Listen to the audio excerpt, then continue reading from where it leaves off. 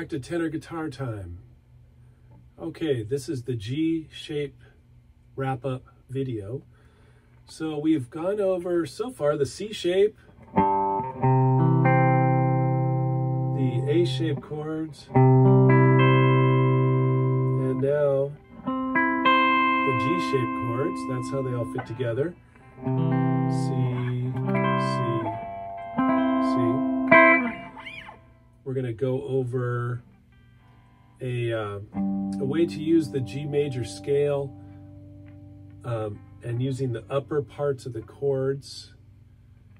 And I'll show you where those are. You may probably know that already. And let's go over some chord variations based on the arpeggios that we've been working on. So let's go over the major. Just a quick reminder of the major arpeggio. If you haven't watched that video, just go back and watch that for more detail. But I'll just do this at the G position. Remember, these are all movable shapes. So there's our G chord, our G shaped chord, which is the G chord based on this root note. And the arpeggio.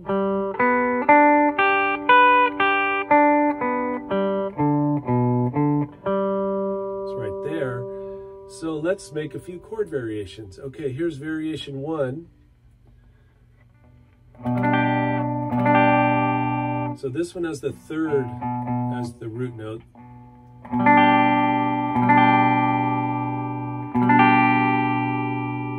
But it does have 2 G's, and it's got your 1, 3, and 5. So you've got your full triad for the G major chord. Variation 2. I use this in one of my songs to start out using this chord. Going down to kind of a G major 7th. That song's coming out on the next Kelp Dwellers record. Look for that in a few months. Variation 2 is similar because we're still using the B on the low end. We have the 1 and the 5, and then we're using this pinky up here on the 3rd.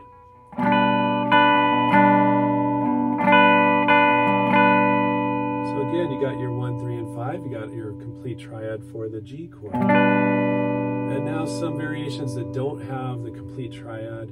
Variation 3.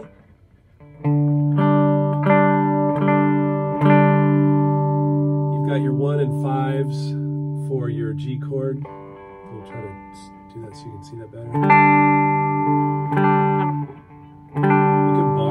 can bar these chords. I often use this G form when I'm working in the key of D and I want to do a little shuffle to a G, because your D chord's right here in the C shape. And then, so you're basically doing a D to G.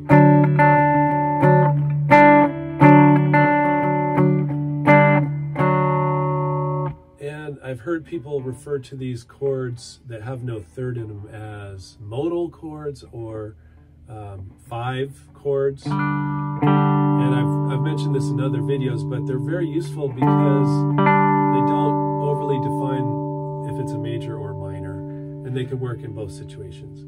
And then variation 4 is similar, but instead we have 2 G's and a 5. Now I have the low string on the chart muted, but if you're playing it in the G position with your root note G, you can use that open chord if you want, that open note, which is nice.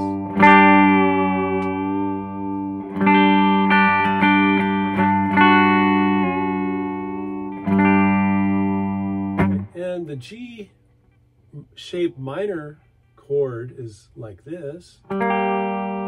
So the note that moves from your major 3rd from the G shape, just move that finger down 1 to the minor. That arpeggio, the minor arpeggio again, is right here. 1, flat 3, 5, 1, flat 3.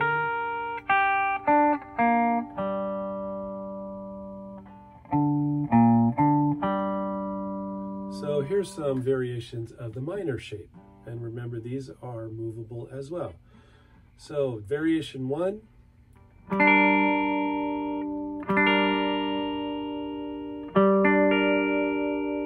So you do have your 1, flat, 3, and 5. So you've got your whole triad. And if you're playing in G like I am right now, you can use your open G note if you wish.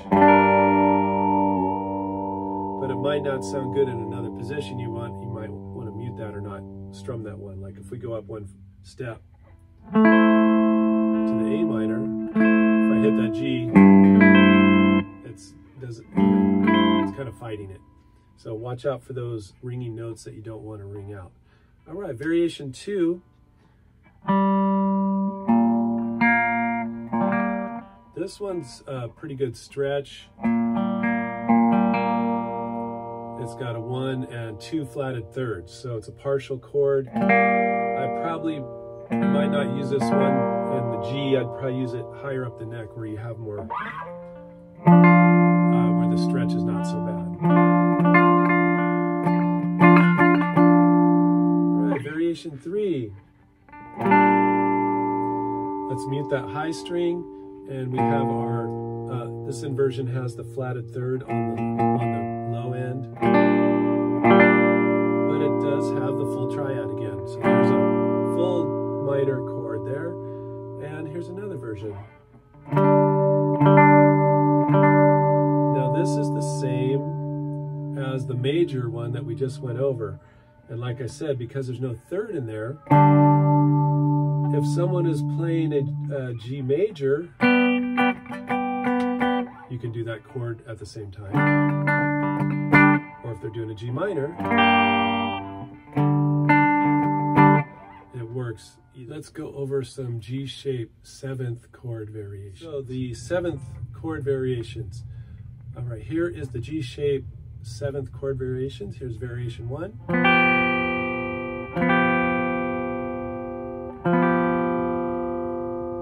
The 1, the 3, and the 7, but no 5. And as I've said many times before, it's maybe helpful sometimes to bounce off the root note, which is 1 step away from the 7th. So if you need it to sound more rooted to the key.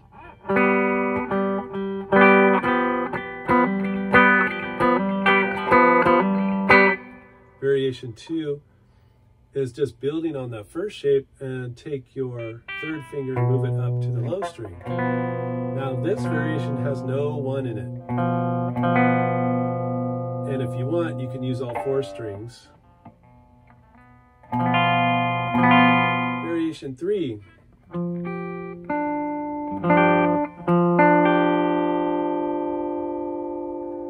Variation 3 has the 7th, 5th, and a 1. Now, how does this sound when I have the low string muted on the chart, but let's hear how it sounds when we ring out that low note in the G.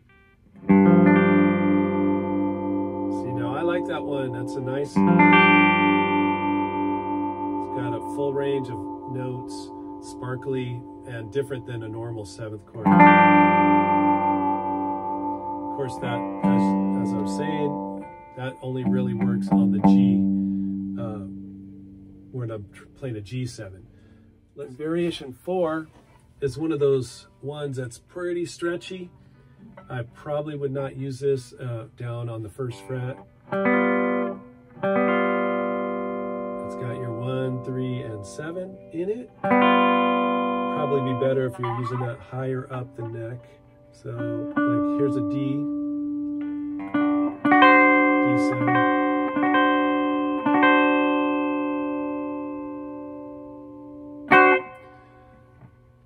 And make up your own variations, inversions. Inversions are when you're doing a chord, you're playing a chord, and the low note, the lowest note is not the fundamental root note of the chord. So these are mostly inversions. Look at those charts of the arpeggios, make up your own. Practice substituting them when you're playing with other people. Use the variations on your 2nd and 3rd verse. Mix, add variety. All right, so let's look at this situation for Little Drummer Boy. It's really cool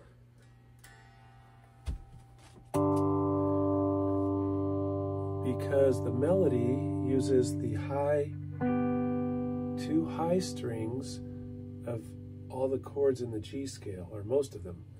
So remember, the G scale is G. I'm just playing the high two notes.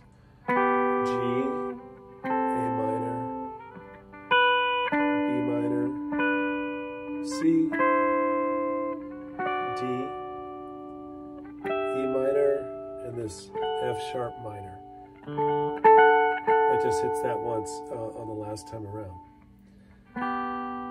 And then you just drone on the open G and D strings, and you play the melody. It also is a good way to memorize, get familiar with moving to the different chords of the G scale in the G shape. So if we do our G shaped chords, we have our G. And if we just look at the two high strings, that's our focus for our melody, right? That's a major third. The next chord is A minor, which if we did the full minor shape, G shape minor, there's our A minor, and if we take off, just play the high two strings, it's right here, A minor. That's your minor third. Notice the distance between the fretted notes. All right. B minor is the next one up, one step. And then we go up to C. Remember, our G-shaped chord would be right here for C on the 10th fret.